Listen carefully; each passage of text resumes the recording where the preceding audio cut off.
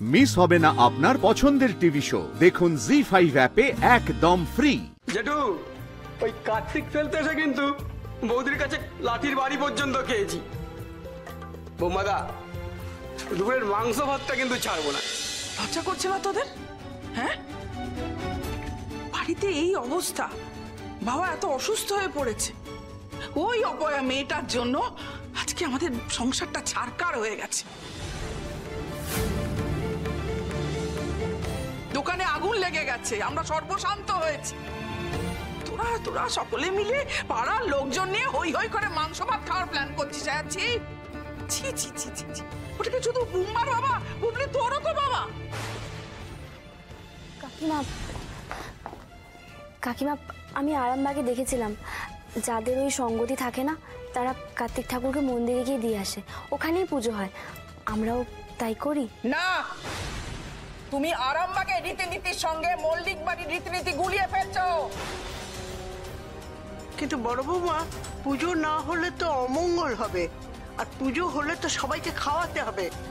কিন্তু মাংস, মানে পাঁঠার মাংসের এখন এত দাম।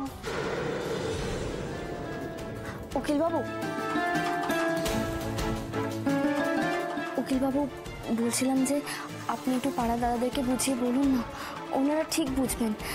আমার কি মনে হয় বলুন তো, ওই দোকানে আগুন লাগার কথাটা ওনারা জানেনই না জেনেই এভাবে কার্তিক ফেলে দিয়ে গেছে বাড়িতে।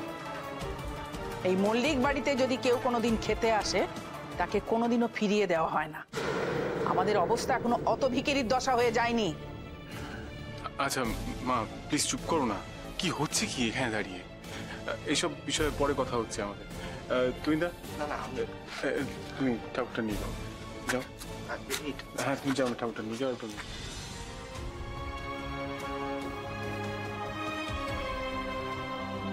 জয় বাবা কার্তিক ঠাকুর জয়। ঠাম্মি তুমি ঘরে যাও। বুবলি, ঠাম্মি নিয়ে ঘরে যাও। কি হলো ব্যাপার? আপনি দাঁড়িয়ে আছেন কেন? চলুন ঘরে চলুন।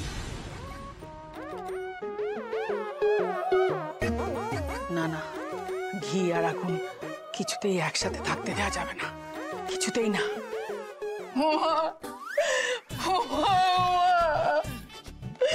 আমার জীবনটা কি হয়ে গেল ঠাকুর?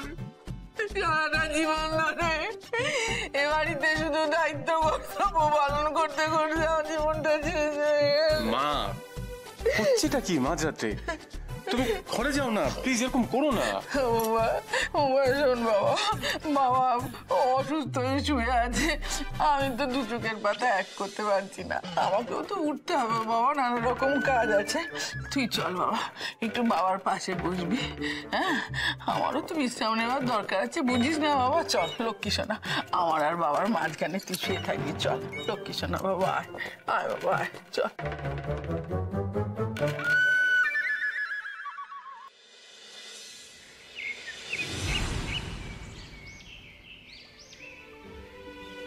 কাকিমা, চা। ওদের তো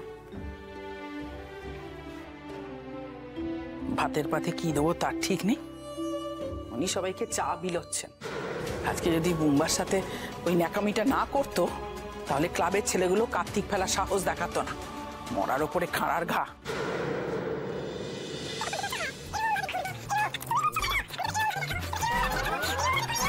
সমস্ত শাড়ি বিক্রি করে দেবো। খুব ভালো হবে। ভালো মানে খুব ভালো হবে। কেন বলো তো? আমি সোশ্যাল মিডিয়াতে দেখেছি সমস্ত বড় বড় আর্টিস্টরা আজকাল এভাবেই লাইভ করে শাড়ি বিক্রি করে, আমিও সেটা করব। বাহ, ভালো প্ল্যান। শোনটা মনে আমার খুব ভালো প্ল্যান করেছো, দেরি হয়ে যাবে। চলো, অনেকগুলো জামা কাপড় বেচতে হবে তো। করে দেবে তো ভালো করে ভিডিও, সব শাড়ি বিক্রি হয়ে যাবে। দেখো কার্তিক ফেলেছে না, ঠিক বুঝে গেছি। আজ বিকেল 4টে পর্যন্ত পূর্ণিমা আছে, তার মধ্যে পুজো সারতে হবে। আর তার সাথে 501 টাকা দক্ষিণা। দাঁড়ান, আমি একটা কথা বলছিলাম। ধর তুই বলছিলাম কি যে এবারে আর ওই 500 টাকা দেবো না, বুঝলেন তো? ওই 101 টাকার ভেতর পুজোটা আপনাকে সারতে হবে। আর ওই চাল ডাল তরি তরকারি সবজি টবজি ওসব আলাদা অল্প অল্প করে দেবো, বুঝতে পেরেছেন তো? সে কম টাকার মধ্যেই পুজো হবে। না, না। পরে বলবেন না যে ফাঁকিবাজি পুজো করলাম। ভগবানই আমাদের ফাঁকিবাজি দিয়ে চলে গেলেন, আপনি আর কি ফাঁকি দেবেন? ঠাকুরমশাই ওই 101 টাকার মধ্যেই যা সারা সারুন। হ্যাঁ। তোমরা চুপি চুপি কোথায় যাচ্ছ?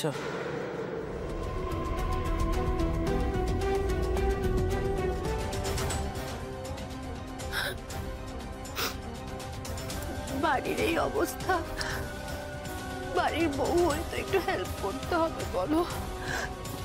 তার জন্য আমার ওই ব্যবসার ইমিটেশনের গয়নাগাটি বিক্রি করতে যাচ্ছি।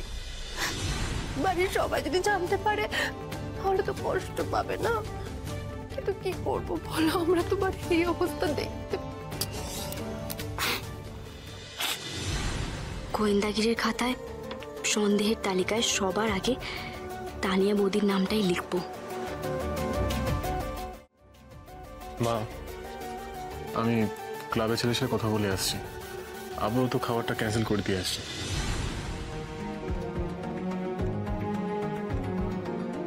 কজন ছেলে আছে ক্লাবে? আর এই কত কি খরচ হবে সেসব হিসেব করছিস? বাবা, তুমি আবার এই শরীর উঠে এলে কেন? তুমি এত ভেবো না, আমি দেখে নিচ্ছি। না না, ভাবতে তো হবে বুম্বা। এই দুর্দিনেও ঠাকুর যখন আমাদের বাড়িতে ফিরে এসেছেন তখন তো তাকে ফেরত দেওয়া যাবে না, তাই সমস্ত ব্যবস্থাই করতে হবে। হ্যাঁ, খাওয়া দাওয়া ইত্যাদি। দেখ, টাকা পয়সা যা লাগে সে না হয় দেবো, কিন্তু অনুষ্ঠানটা যেন ভালো করে হয়। হ্যাঁ, সবাই যেন খাওয়া দাওয়া করে, সেসব নিয়ে সংকোচ করিস না, বুঝলি? হ্যাঁ, তাছাড়া মল্লিক বাড়ির মান সম্মান জড়িয়ে রয়েছে, আমার সম্মান জড়িয়ে রয়েছে, সেটাও তো মাথায় রাখতে হবে। মানে যা করবি সাধ্য মতো, মানে আমার সাধ্যের মধ্যে যেন হয় সেটা একটু দেখিস, এই আর কি।